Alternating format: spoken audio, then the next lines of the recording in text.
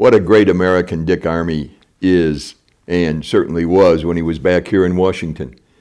In many respects, he represents what the founders had in mind for a citizen legislator. Yes, he was here, elected 9 times to the U.S. House of Representatives, served 18 years, but he came as a professor, a serious economics author with his book on price theory, which I still remember. That's long before he came to Congress, and who went back to the real world after his service in Congress. I think he's enjoying fishing as much as he ever enjoyed being in the halls of the House chamber and riding the subway back and forth from Rayburn to the House chamber. He was elected, of course, 1984 as part of the so-called Texas six-pack when we actually won 6 Republican seats in the House of Representatives in the Reagan second election. He was very instrumental with Newt Gingrich in terms of authoring the Contract with America. He then served as Republican Majority Leader, was a serious legislator. Toward the end of his service in the House, he became chairman of the House Homeland Security Committee and gave us the Department of Homeland Security Affairs. So every time any of us goes through TSA at an airport, you can blame the hassle that you're receiving on Dick Armey. But he was actually much more constructive than that. I look back and see his early volume, The Freedom Revolution, where he has a few real gems that he shares with all of us. Items like, no one spends someone else's money as wisely as he spends his own. Or, there's nothing more arrogant than a self-righteous income redistributor. Dick Armey understands economics. He understands public policy. He understands what America is all about.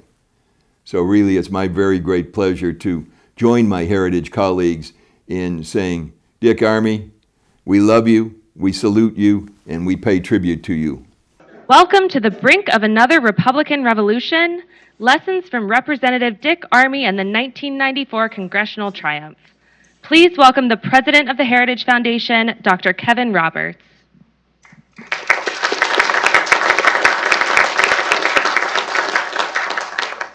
Thank you so much. Those of you who are here in the audience, those of you who've joined online on C-SPAN, welcome. This is going to be a riveting conversation, and I say that as someone who is a historian, so just a couple of minutes of comments before I turn it over to my friend and colleague, Steve Moore, who really will be running the show tonight. And that is, in 1994, I was president of my university's college Republicans.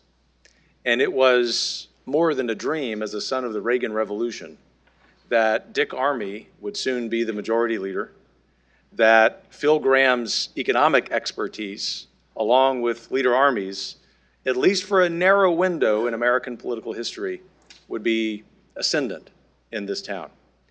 And while we have to be careful as historians not to dwell in the past, we can, as we are on the brink of a red wave, and I mean that philosophically, not as a partisan, this year, know that that isn't merely about party registration, about one party being in charge instead of another. It is about the ideas that define us as a people, namely freedom, flourishing, and this town and this government spending a hell of a lot less money than it does.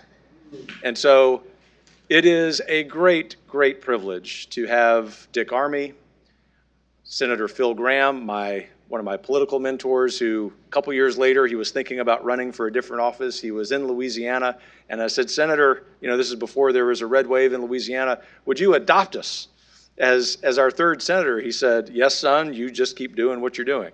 So here we are many years later. Senator, good to see you. Welcome back to Heritage.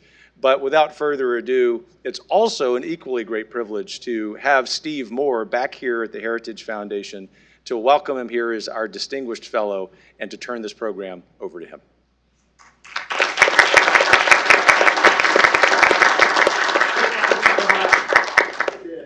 Sit right here so we can really roast you.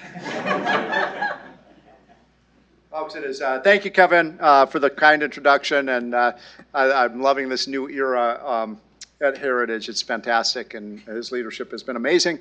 We're going to have some fun tonight, and welcome to our C-SPAN audience as well.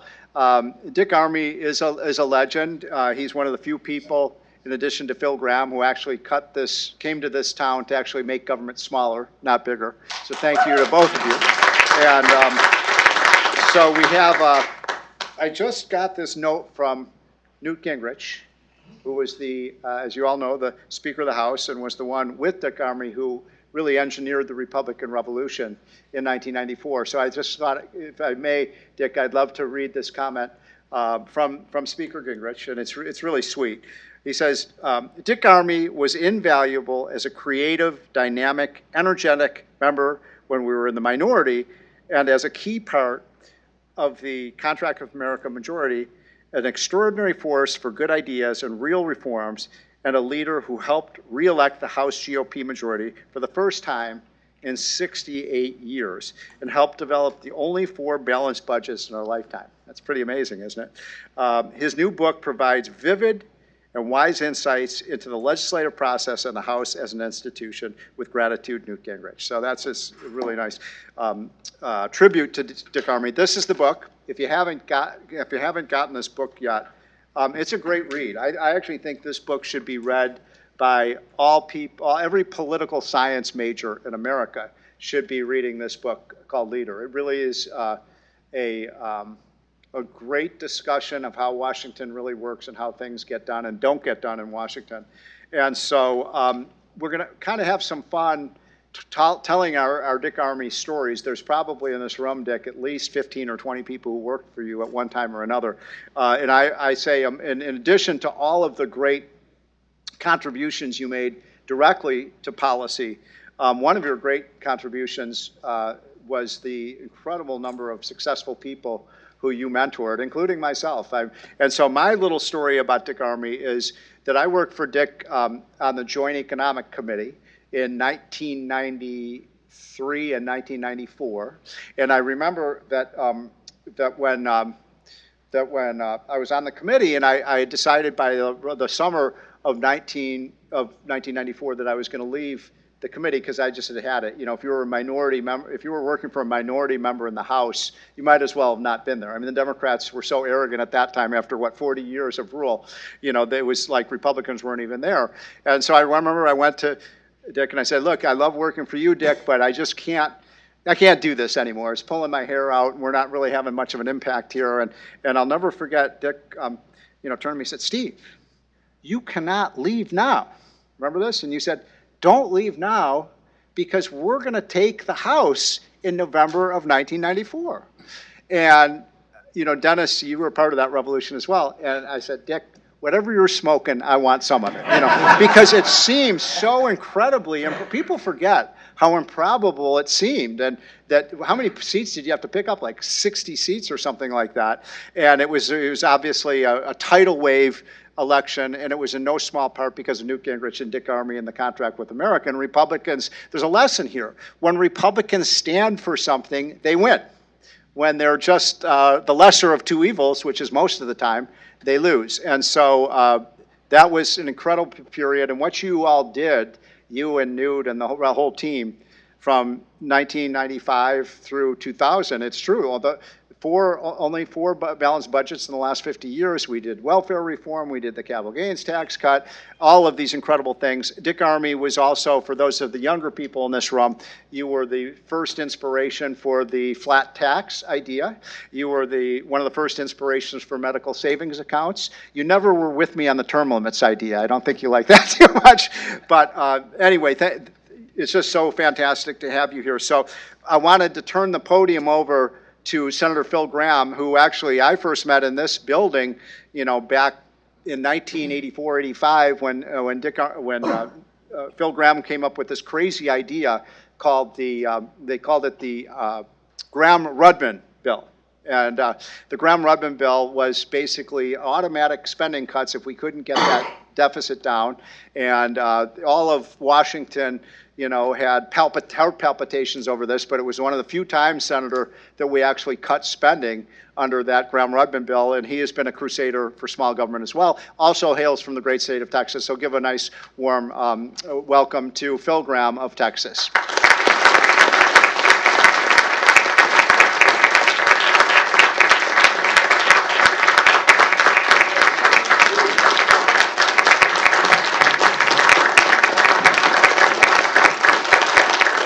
Thank you, Steve.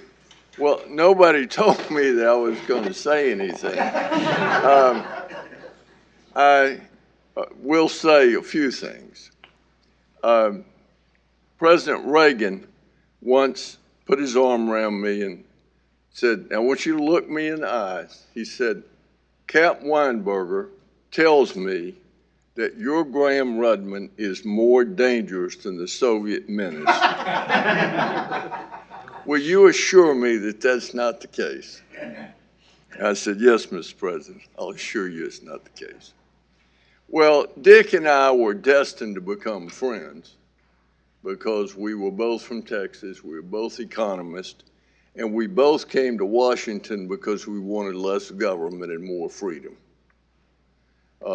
There are not a lot of people who come to government with the idea of having less of the very institution they come to be part of.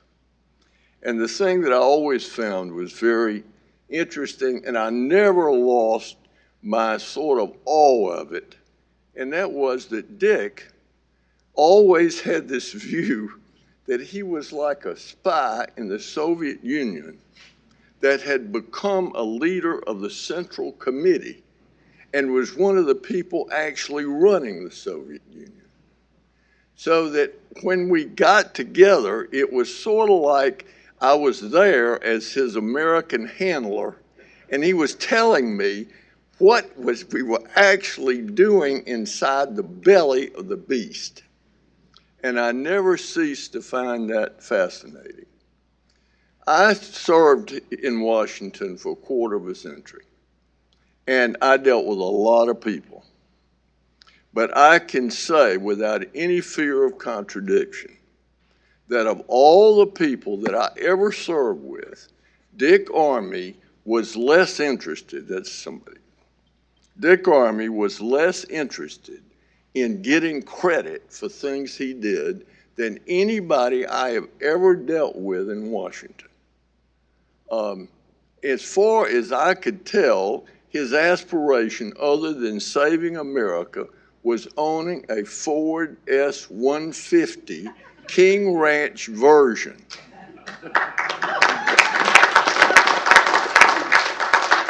And he got it. And Dick's story is a story that reassures me about America.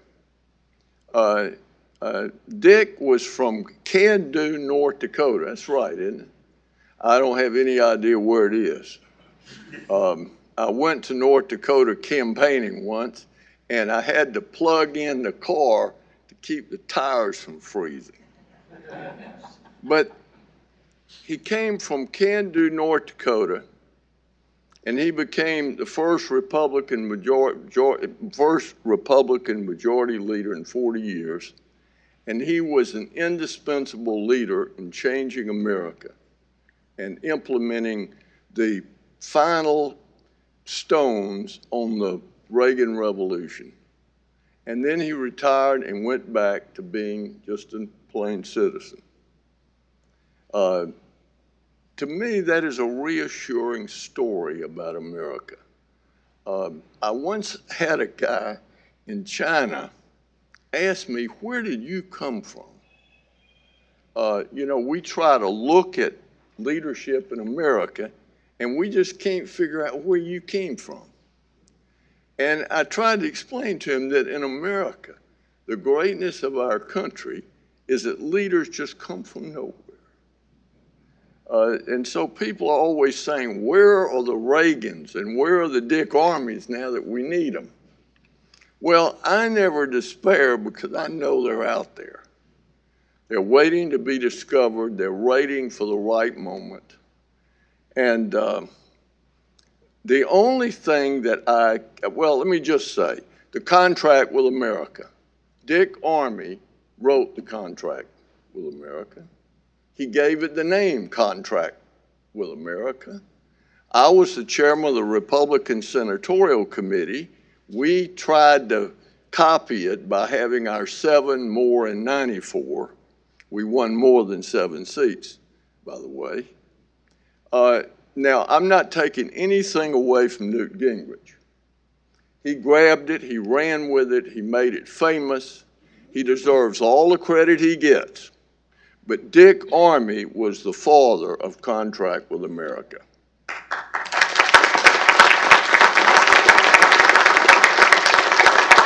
I don't want to overstay my welcome, but let me just say a couple of more things. From the beginning of the Republic, we had wasted money because of an inability to close government facilities, especially military bases. And so what Dick did in a new and totally original idea of his own creation was he came up with the idea of a commission and then a straight up or down vote in Congress to approve the closing of military bases, so that it allowed a congressman or a senator to go to the military base as the bulldozer was pulling up to knock down the gate and lie down on the ground telling his staff, now just at the last moment, rush in and drag me out and I'll be begging to die, but pull me out. And then it'll be gone. And that's exactly what happened. We closed a lot of military bases that should have never been built to begin with and were being operated just draining the blood out of American defense. Dick was very instrumental in welfare reform. The most successful reform of a government program in American history. Why we don't take that reform program and apply it to every entitlement program of the federal government, I don't understand.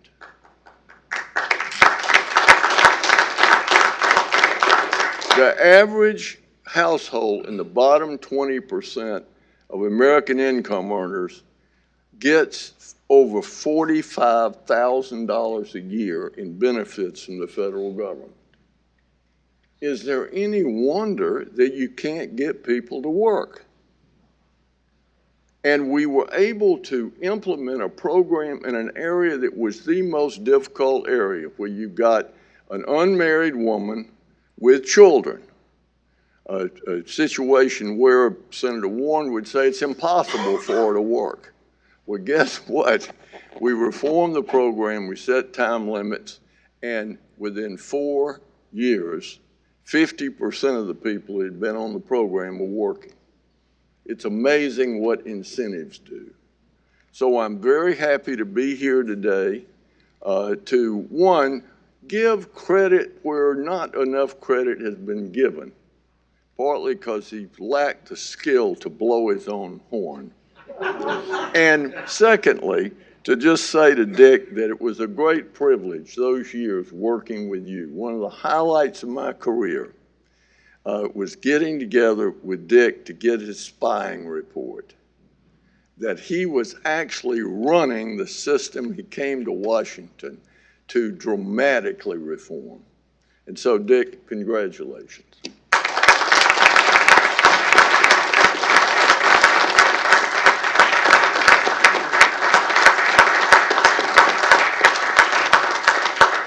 Thank you, Senator. Those were terrific comments.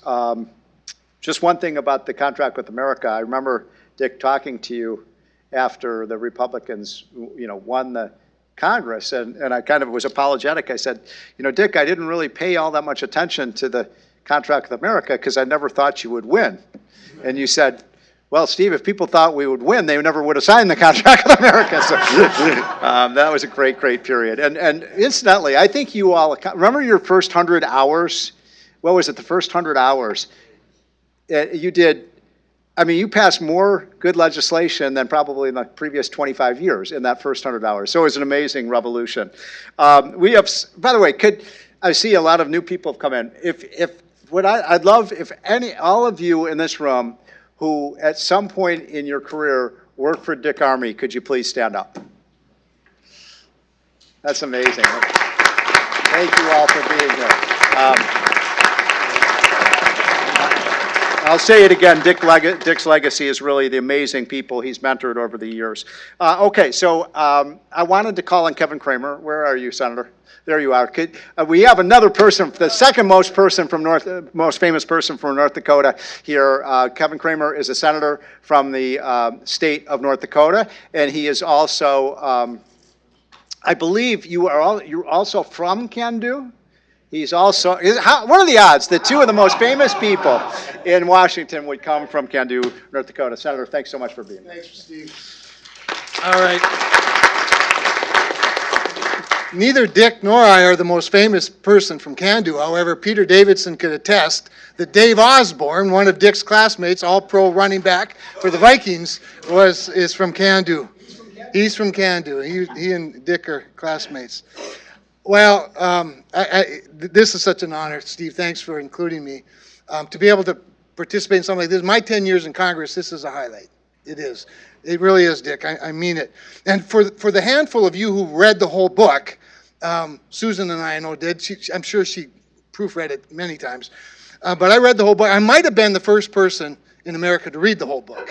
I mean, I was texting Dick as I was reading it on the airplane going, I'm laughing so hard the people next to me are concerned. But just to give you a little context, if you didn't read the book, my daddy and Dick Armey lived across the alley from one another in Kandu. And in the book, Dick tells the story about Richard Kramer, the elder Richard. There's a number of Richards that are in the book that he references, but was tasked with teaching the younger Richard how to climb poles when Dick joined the Rural Electric Cooperative as a lineman for a summer job. Now, I love the fact that Dick had to go to a union shop and work for co-op. That was the last time he did either of those things. But more important than that even, Charlie Armey, Dick's brother, who along with Phil Gramm really are the two stars of the book, I'd say. They get more ink than anybody else combined. And so Charlie Armey, Dick's older brother, and my daddy were best man at each other's weddings. They both married well. They both stayed married to the same person their entire life. So just to give you a little of that. My dad did teach Dick. Dick didn't put this part in the book. He put the part about the climbing poles in the book. He didn't put this. My dad, Dick tells me, gave him one of his first economics lessons. Yep. Dick and Dad, after work one day, Dick said, let's go down to, was it Gordy's Bar downtown Kandu and have a drink? No, maybe he didn't. But Richard Kramer said, Dick, you know that for the price of a drink at the bar downtown, we could go to the liquor store and get a six-pack. And my dad retired, a lineman, and Dick wrote the book on price theory. Literally wrote the book on price theory. But the best book Dick has ever written is clearly Leader. His memoirs are spectacular, and I encourage everybody that's listening and watching to read it. And we celebrate that for sure. Because not only, as Steve says, not only is it a great documentation of a historical moment, I mean, it is a great documentation of a significant historical moment here, but it has countless lessons to all of us on how to govern and, better yet, how to behave, really. And the two go hand in hand. I told you I laughed so hard at some points that people were concerned about me sitting on the plane. But I'm just going to give you a couple of the lessons that I learned. First of all, one of the parts where I really laughed the hardest is when the wives, the faculty wives, accosted you, Dick, because he, as a professor, had written this piece that the newspaper picked up that proved that stay-at-home wives were overpaid. Well, maybe not exactly, but it's something like that, that in fact they were paid both for their consumption as well as for their productivity. And so, of course, he's doing all this wonky stuff. But here's what it reminded me of. It reminded me of, shortly after Dick went to Congress, His alma mater, where he got his master's degree, the University of North Dakota, at the time known as the Fighting Sioux, until the NCAA said it was hostile and abusive, which, by the way, because of scarcity, after that happened, Dick called me and said, can you run over to Grand Forks and get me a Fighting Sioux hockey jersey before they're all gone? They were smart enough at UND to print a whole bunch of them. But anyway, but at that event where he received the coveted Sioux Award, the MC was the president of the Alumni Association and the state Republican majority leader of the state legislature in North Dakota, Earl Strinden. And Dick gets up and gives this wonderful speech starting out about how important the university system is, because it not only teaches our children, but it teaches our children's children, right? That's pretty important. And that's where the good news ended, and he pivoted to the problem with the university system, of course, Phil, is faculty governance, right? And so he gives this oration on faculty governance, how bad that is, and how it's ruining the university system. And he gets all done and gets this wonderful ovation from all the wealthy donors to the University of North Dakota. And Earl Strinden gets up and says, just one quick announcement, the dessert reception in honor of Congressman Armey that was going to be hosted by the faculty has been canceled due to a recent lack of interest. One other thing about North Dakota, Dick's beloved home state, and most of his family still lives there. I was just in Kandu about a week or two ago and saw some of them. But his preference for free markets, Senator Gramm, really supersedes the prairie populism of North Dakota. He would have had a hard time getting elected there, let's just say. And although I think today he'd have a much better chance, but he did come and oftentimes campaigned for me in the 90s. When I was young party chairman, he was the guy that would come and give the Lincoln Day speeches when we had no celebrities from North Dakota. We didn't even have a living Republican that had been in Congress at that time. But we always had to get assurances that he would not talk about the Farm Bill or the farm programs, and he would certainly not give his opinion about ethanol. Until he came to cut the ribbon on the Ronald Reagan Republican senator in Bismarck. It just so happened that same day, John Hoeven, the governor at the time, now my colleague in the Senate, was to give the keynote address at the North Dakota Petroleum Council, but he got sick. So they scrambled in the morning and said, could you get Dick Armey possibly to fill in for John Hoeven? And I said, I think I can. And as we were in the parking lot of the Radisson Inn, I said, this is your chance to say whatever you want about ethanol in North Dakota. And he got up, I'll never forget, he gets up in front of all these oilmen. He said, Kramer said I could say anything I want about ethanol. It was such a damn dumb idea, the Russians didn't even try it. And true story. And he got a standing ovation. He didn't have to say another word. I did one time, yes. I did one time try to plead my case for the Farm Bill. In his office, I said, Dick, you've got to admit, free markets don't work in every situation because agriculture is heavily subsidized by all of our competitors. We just are trying to have a fair market, or at least level the playing field a little bit. To which he said, without thinking about it, contemplating, worrying about my feelings, he said, I've never met an American who decided to become a farmer because somebody put a gun to their head. And I said, okay, we'll talk about something else. Let's talk about Glenda or Edie. Anyway, I know there's a 39-page index on Dick's book. I bet I have twice that many pages that I've written of notes, Dick, so that I will always be able to go back to the things that really matter. Because Dick took Armey's axioms and turned them into Armey's parables. Again, historical as it is, it taught us a lot of things. Dick, I agree with Steve. I think it should be required reading for every freshman, for sure. For every freshman that comes to Congress, for sure. Because one thing that Newt Gingrich said to me, the first time I ever met him, and I told him that you and my dad grew up together, he said, Dick Armey is the epitome of what one man can do in Congress if he has the will. Ladies and gentlemen, when he passed BRAC, he was a junior member of the minority party. That should be encouragement for everybody that aspires to do big things. The lessons of your 10 years leader proved that regular order works. Regular order works. I've been in Congress 10 years, I've never seen regular order. But your book proves that regular order works when you respect every member, when you empower every committee, and you honor the chairman. I'd like to see that return. I think we'd get back to a lot of those principles if, in fact, we just took care of those. But perhaps the greatest economics lesson that you taught us, Dick, and that you teach us in your book is that God's grace is in high demand and high supply, and it's still free. It's still free. One of the most important lessons I take from Dick's book is that going home on weekends makes you a better member of Congress than going on a Codell. That one's going to hurt some people. But it's true. You inspired me to be a senator as well, and you know that. You know that. And the reason, and the way he did it, don't worry, it won't be as blunt as you put it, was because I asked him in 1993, Senator Gramm, if such a celebrity from Texas as he is would ever run for the open seat vacated by Lloyd Bentsen. To which he said, I'm not a big enough, to be a senator, but you have the potential.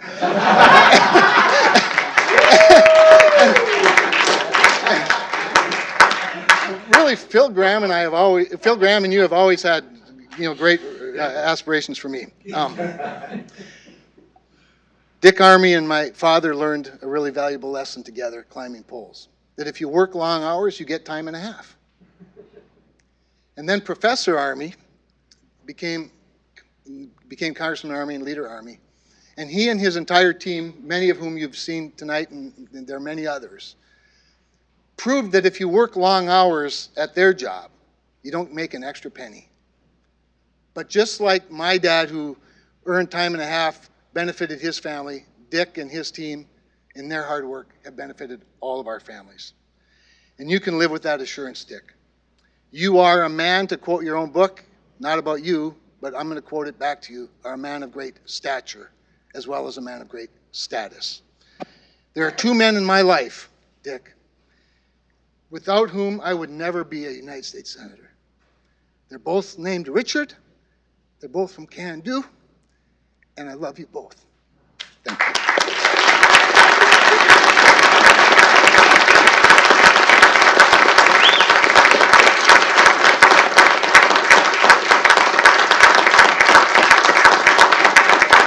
Thank you so much, Senator. That was fabulous. By the way, I apologize. I forgot to mention the most important person in this room, Susan Armey. Susan, thank you for everything you've done for our country.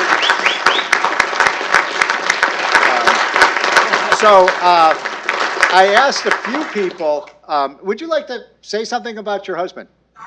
All right. I can't wait to hear what you have to say. Ladies and gentlemen, Susan Armey.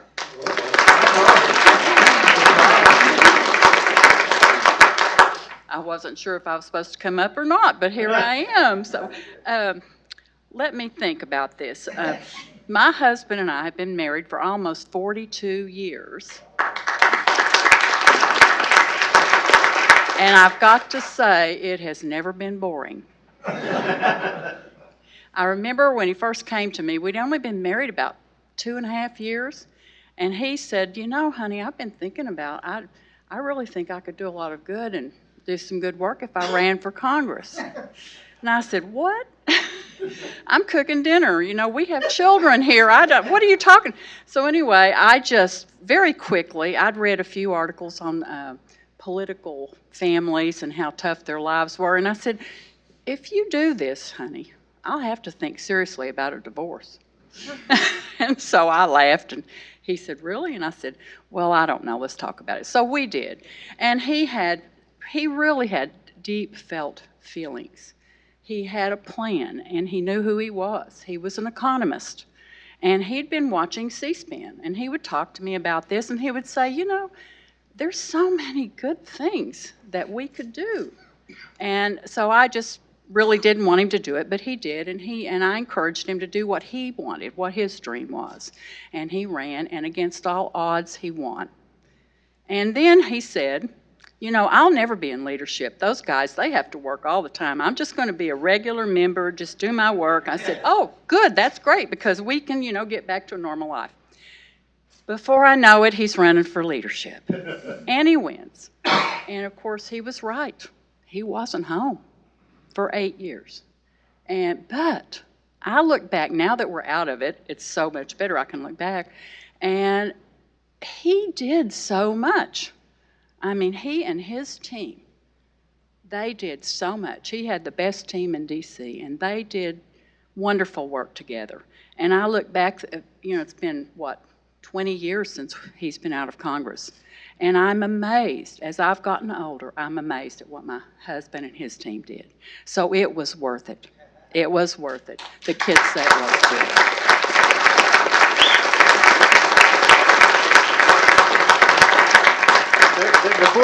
Before we hear from Dick Armey, there's one person in this room who really played a huge role in Dick Armey becoming a member of Congress, but also Majority Leader, was with Dick for many years, really, literally from the very start, and that's Carrie Knott. Carrie, where are you? Can you come up and say a few words about those first campaigns? I mean, the stories of that campaign and how Dick really, rolled the dice and really put everything on the line was amazing. And so thank you for everything you did to make Dick Armey the success that he was.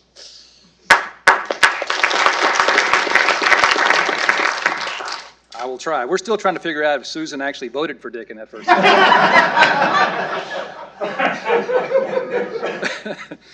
well, I mean, we've heard tonight from Senator Gramm and others about how much of a difference he made. And it's true. It's a phenomenal difference he made during his career. But I've tried to figure out what made him different. And so I thought of a few things. One is he truly is fearless. And he chose to run for Congress when everybody said you'd be a fool to try. Everybody thought there's no way you're going to win against the guy who was an incumbent, who had been mayor of Arlington for 26 years, who had millions of dollars, but he did it anyway. And he said, I'm gonna win my own way. And he knocked on 10,000 doors. He made thousands of phone calls. He scratched his way. He got it done. Now, but he was honest with me when he interviewed me. He and Susan interviewed me to be his campaign manager. He goes, I need to know two things.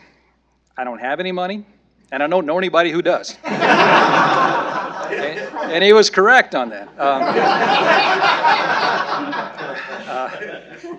I mean, he took on all the fights once he got up to D.C. And the base closing bill, he was literally a junior member in his second term, not on the Armed Services Committee. And I remember one time, Senator Gramm, he came back, I think he'd shared the idea with you, and you said, that can't be done, that's impossible. So I tried it one time, and Dick goes, that just makes me want to try it that much more. And so with Brian Gunderson and others on the team, after 3 or 4 good years of getting it done, it got through, and it continued for many rounds and saved billions and billions of dollars. But there were lots of other issues. He took on school choice back when even the first Bush administration was opposed to it. When it was, I think our first goal was to get a majority of Republicans to vote for it. And now it's party orthodoxy, but it wasn't for a long time. Public housing reform with Jack Kemp, Walter Fauntleroy, and all the others in those days. Ag subsidies, which we heard about, which people thought you could never touch. Protecting the homeschoolers, which I think to this day probably shut down Congress more than any other project I've ever seen. But we just had remarkable success across a variety of issues. And I was trying to think of other House members or senators who left a legacy, who left behind such a big body of work. And I think of maybe Ted Kennedy on the other side, maybe Phil Gramm, but there aren't many. It's a very short list. I think you can be proud of what you left behind. Another difference is he truly didn't give a hoot what anybody thought about it. And that gave him remarkable freedom. He did what he thought was right and what his conscience told him to do, and he couldn't be bent. I mean, lobbyists couldn't bend him. His donors in his district couldn't bend him, and he lost several of them because they tried, and he refused. He told constituents what he believed, and in one famous encounter at a town hall meeting, a guy just kept badgering him over something over and over again, and Dick finally said, I've had enough of you. Meet me outside after this, and I'll kick your butt. He may not have said butt. But that was kind of who he was. But he's not just a fighter, he's a thinker. And that's another thing I think that sets him apart is he really does spend time actually thinking. I think thought time today is a pretty rare commodity. My kids, I try to get them to, like, if you've got empty time, think. Don't just go to your phone and look at something. But Dick would be in the shower, or he'd be out fishing, or he'd go for a run or whatever, and he would just think. And so a lot of times on Monday mornings, he would call me in his office and goes, "Hey, I've been thinking."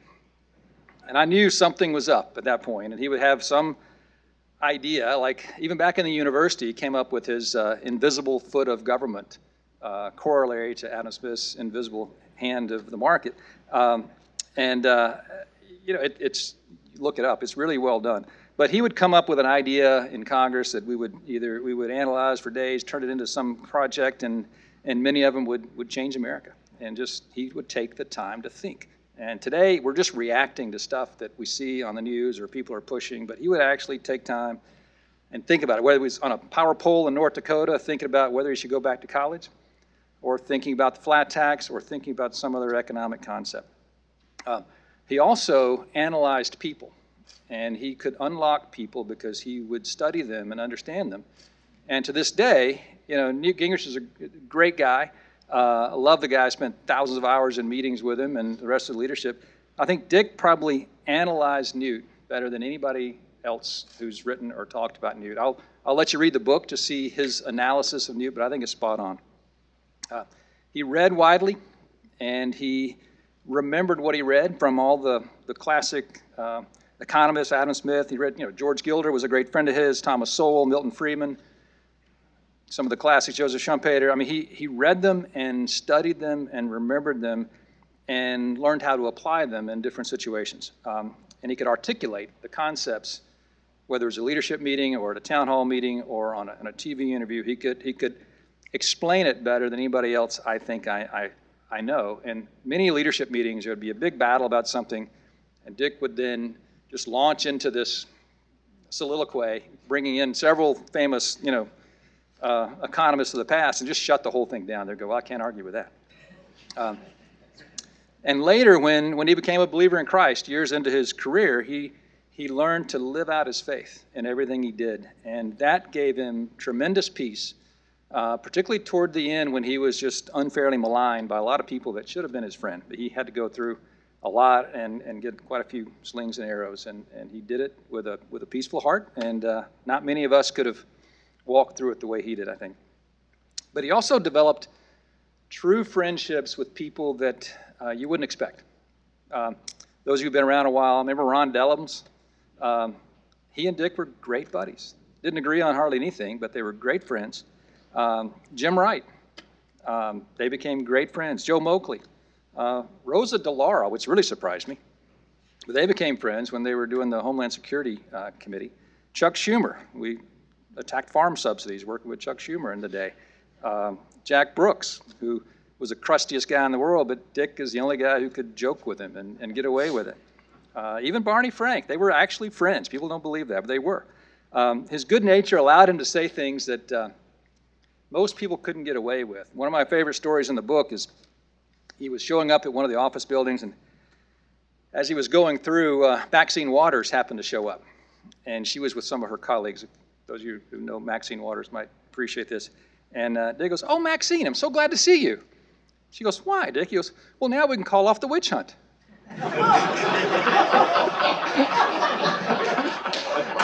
and she just laughed. And her colleague said, "Maxine, you can't take that." She goes, "Oh, come on, that was pretty funny."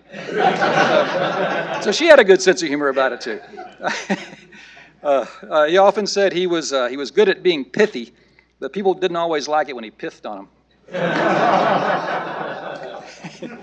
I've recently gone back to the Hill after a 20-year absence, and as I look at the Hill today, it's a very, very different place. But today's political entrepreneurs, as opposed to policy entrepreneurs, today what typically passes as a campaign is to make an incendiary comment or perhaps tweet something that's outrageous, go on their favorite TV network, yell at somebody on the floor, make a spectacle, and then go send out millions of emails and texts and try to raise money on it, and then go back and do the same thing the next day.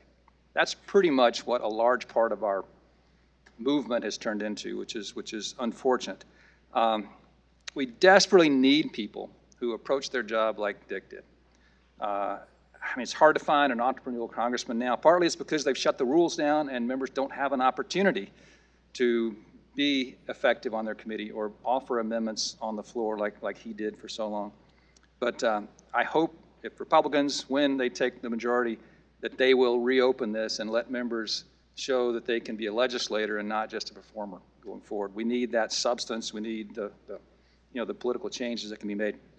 For anyone who wants to understand the way Congress worked during Armey and Gramm's era, read his book. I really think it's a classic book that people can learn from. And I agree, members, maybe Heritage or someone could send a copy to all new freshmen when they come in. I think it would be well worth their time to read it.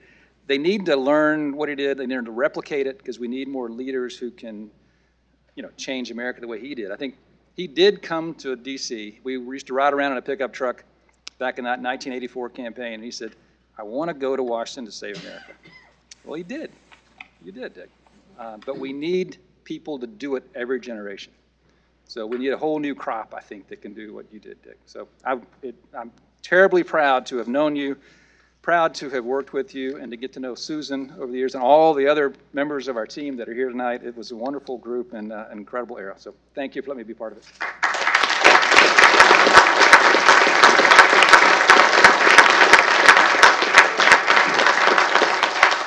I'm going to tell one other quick Dick Armey story, and then I will. By the way, the book is Leader by Richard K. Armey, and it is a wonderful read. Just one fun story that Carrie reminded me of, and I see that Andy LaPerriere is here in the front row, and worked diligently and helping put together the flat tax idea, the Army flat tax. And you may remember this story, Andy, but we had called in a bunch of really prominent economists to have a conversation with Dick about that plan. And so we brought in Art Laffer, and I think it was Steve Forbes, and I think like Jack Kemp was there or someone. And so the three of them were huddled on this couch in Armey's office, and we're kind of sitting across from them. And Dick Armey's first statement is, he said, "Gentlemen," said, "there has not been as much brain power on that couch since I slept there alone." Classic Dick Armey. All right, now we are going to hear from Dick Armey, the one of the greatest majority leaders in the history of the House of Representatives, Dick Armey.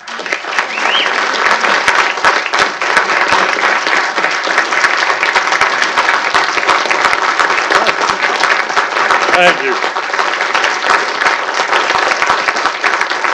Thank you all. I just really want to make 2 points. The first is about the House of Representatives. I came to know and understand that this is the most unique institution in the cause of liberty and representative democracy in the history of the world. And I was so privileged to be part of it. I learned to love it, the institution. I learned to love the people who love the institution. One of the people whose presence recurs in my book, and one of the few people with whom I served whose approval I coveted, was Senator Byrd from West Virginia. People think that's a strange choice. But I love Senator Byrd for the way he loved the institution. And I wanted him to remember me as a person that did honor to the institution. I like to believe I succeeded. When I came there, the institution was run by regular order. The Democrats were evil, we knew that, but they ran a good ship. And as a young entrepreneurially minded member of Congress, I could innovate legislation because I knew what the rules were, thanks largely to David Hobbs, who taught me the ropes. But if you know the institutional structure and the procedures and the protocols, and if you dare to believe they will be counted on, you can exceed in your individual initiative.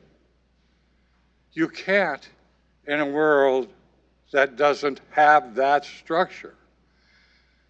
Now I look at the Congress today and I feel bad. I remember the people that I served. I remember the Democrats who were in charge of everything. But each and every one of those grumpy old men had served this nation in the service of its defense. They knew the sacrifice of that service. They understood the cause of liberty that they had paid for. And they treated liberty with a very, very gentle and loving touch. And they deserved to be respected. And they were. But now I've watched the House fall into a different direction. I've seen Republican speakers who've fallen by the wayside. And I can say I believe it is for one simple reason only. They left the structure behind. They got ahead of the body. They failed to respect each and every member and their right to participate. And then they would come to the floor with a product that had not been seen or worked on by members at large and try to bully it into passage. And it was a heartbreaking thing to watch. I believe that if the states of this country preserve their integrity as granted in the Constitution to administer their elections, and if the elections are administered fairly and honestly, the Republicans will regain majority of the House. I believe if they do an extraordinary good job of administering honest elections, the Republicans will gain a majority in the Senate. And I have a wish and a prayer for these new majorities. Run the organization in compliance with its rules and its protocols and its wonderful traditions. Allow each member to be honored and appreciated and active in doing what it is they do so well. On every committee, you have people who have devoted a lifetime's career, who have expertise and historical knowledge that should be respected.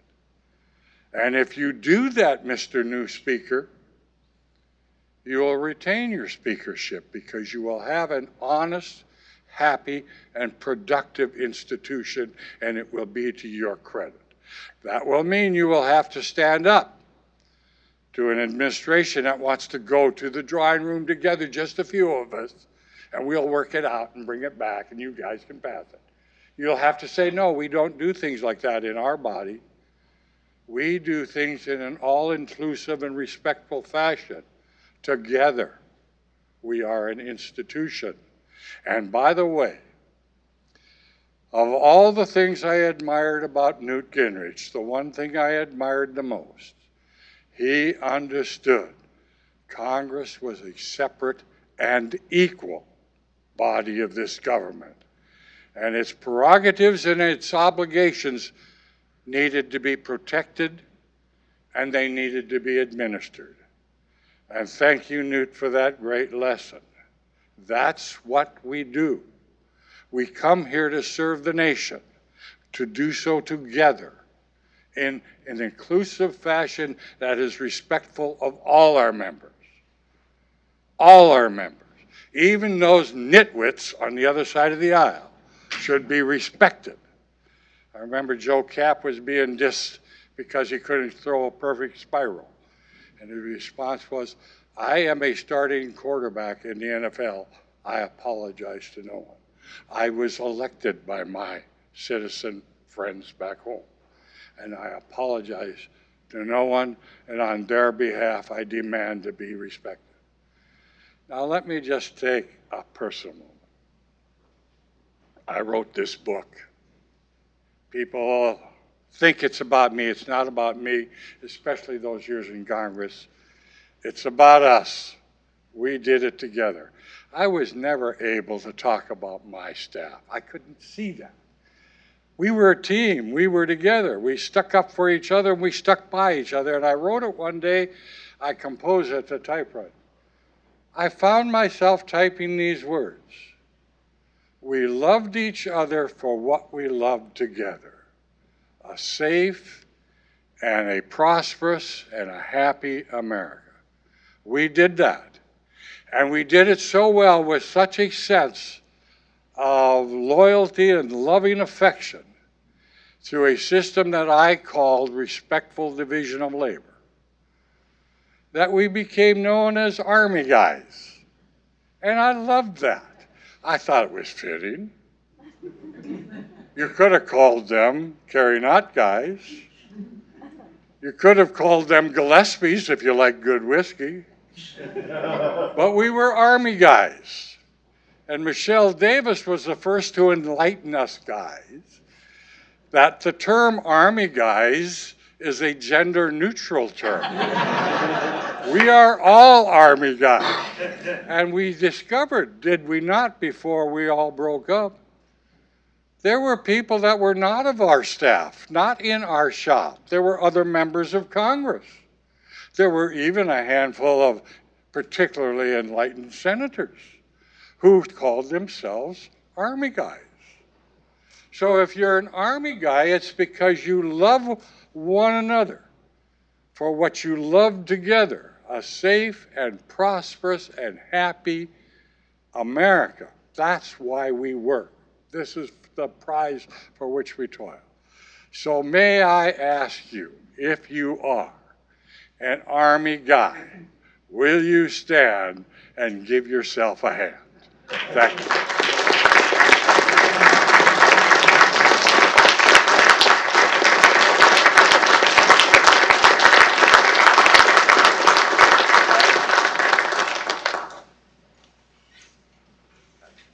Well, Dick Armey, it is fantastic to have you back in Washington. I think this is one of your first trips back since you left town, and so it's amazing that you were able to come here. It's a great book. It's called Leader. Truly, I mean, this is a great book. It's a great read about how Washington works and what it doesn't work. Senator Phil Gramm, thank you so much for coming from Texas. It was really fantastic having you. And we will have drinks afterwards, and all of the Army guys and gals are going to be having dinner afterwards. So, Dick Armey, thank you for all you did for our country. You are a great, great patriot.